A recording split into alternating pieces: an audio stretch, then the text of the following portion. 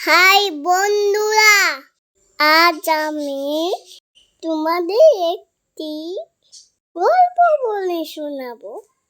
একটি পিঁপড়ে নদীতে জল খেতে গেছে, দিয়ে জলে পড়ে যায়। বাঁচাও বাঁচাও চিৎকার করে। তখন একটি গাছে ঘুঘু পাখি বসেছিল। সেই ঘুঘু পাখিটি পিঁপড়েটির কান্না শুনে একটি গাছের পাতা নদীতে ফেলে দেয়। পিঁপড়েটা তখন পাতার উপর উঠতে থাকে।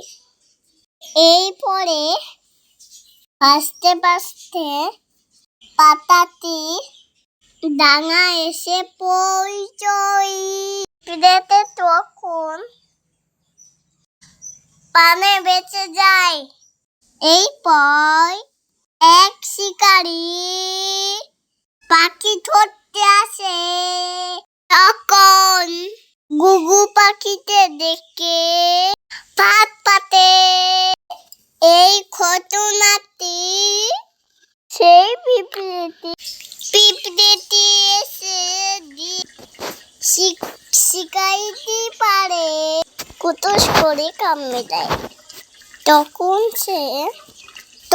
শিকারিটি বাবা গো বলে পালায়। এর থেকে কি বোঝা যায় বলো তো? অন্যে ভালো করলে নিজেরও ভালো হয়।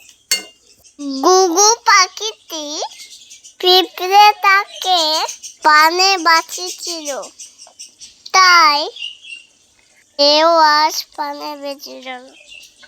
এরপর ঘুঘু পাখিটি ওই ছোট্ট পিঁপড়েটি বন্ধু হয়ে যায়। ভালো লাগলে লাইক করো।